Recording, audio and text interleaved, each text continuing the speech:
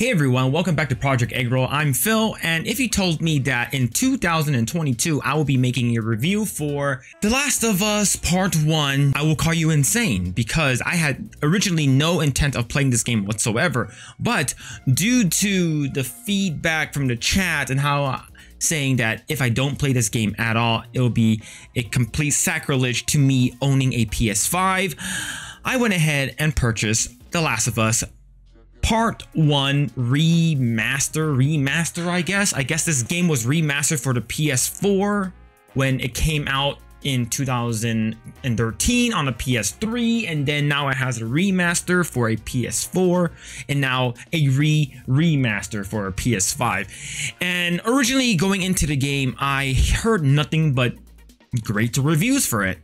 However, based off of the fan backlash and the community hating Part 2, I find myself, how would I say this, not very enthusiastic about playing this game. However, I went ahead and did so anyways, and surprise, surprise, I actually enjoyed the game.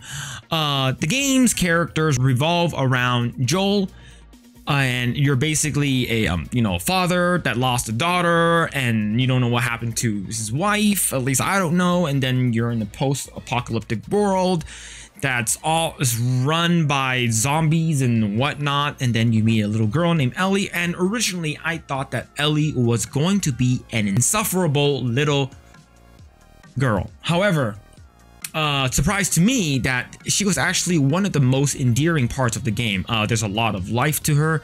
There's a lot of actual dialogue that I end up saying first right before she actually says it. Good. Follow me. Whole goddamn town's booby trapped. Now stay right on my ass. Your ass is so big it's hard to miss. Oh damn! I said it. I said it. The same shit that they. Oh damn! Me and Ellie are the same people. And she's actually a very likable character. She's not annoying. She's not like a damsel in distress where I always have to go save her. She's very well capable, and yeah, I would say she is probably the best part of the game. I would say that a couple of the other side characters were actually relatively interesting. I remember the brother, I think it was Sam and Henry, I forgot their names, but the two side characters that you meet that are the brothers, I think those are actually pretty well written. Survival of the fittest. Ugh. You're bleeding. It's just nothing. I'm Henry.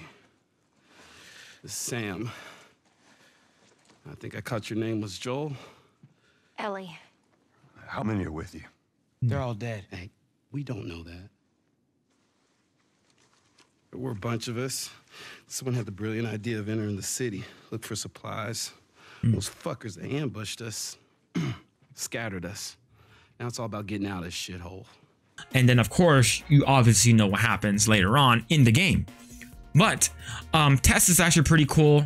She felt like a mother, kind of nurturing type of character. And then you meet Joel's brother and a bunch of other people who are trying to kill you or trying to steal from you or vice versa. But overall, I think the characters are really likable. Ellie is an amazing and a standout out of the bunch.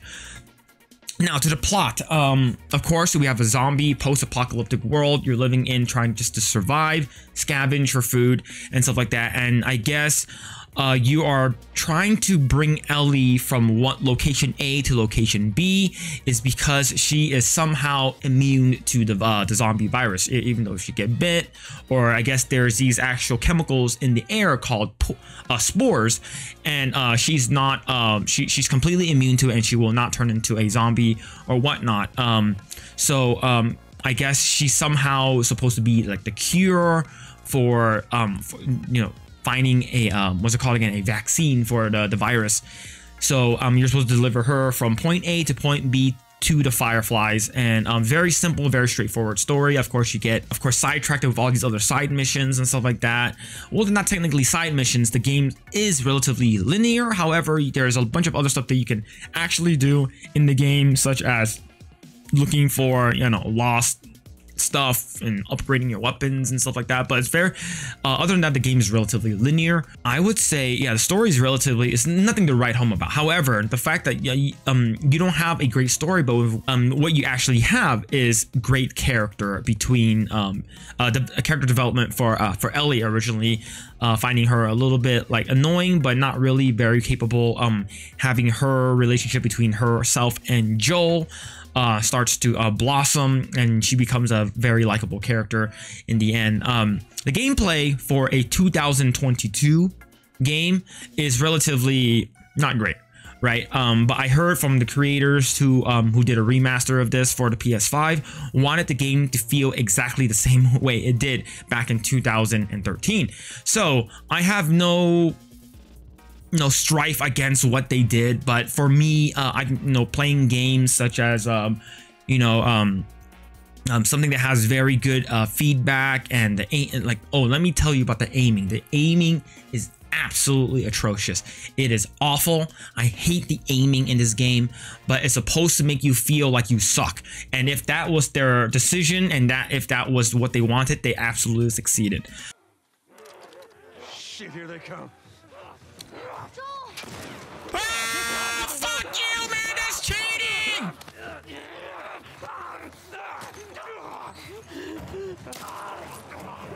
Fuck off! How's it looking? Ah, fuck! No! Get the fuck off me, man! Oh, yeah! Look at my asshole! The shooting is absolutely awful. The upgrading in this game is actually really cool. Finding parts and pieces to upgrade your weapon. It sort of takes a step further than Resident Evil, right? Resident Evil, you can find you find ammo and upgrade and have something like that, but this one you can actually make it shoot faster. You can have your gun hold more rounds, and of course, some of the things they do with the guns, like how to make it have less recoil, or use a filing thing to file it down, which is funny because that's not how real life works. But I digress.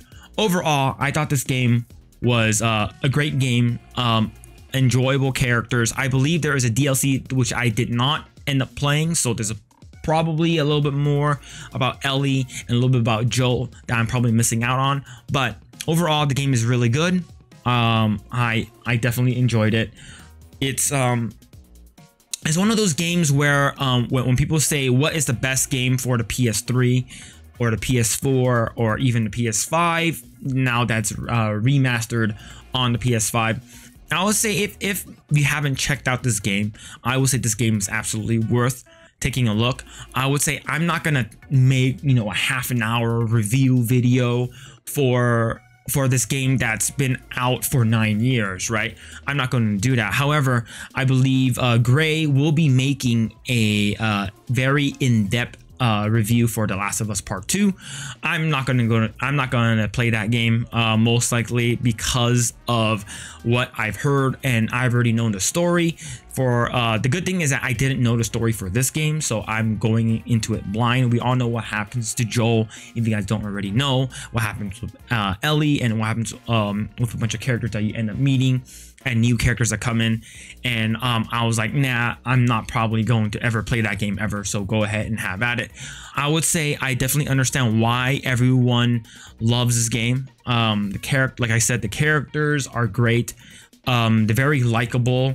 Joel, who lost his daughter early in the game, and then you sort of become a surrogate father to Ellie, actually makes a very good story.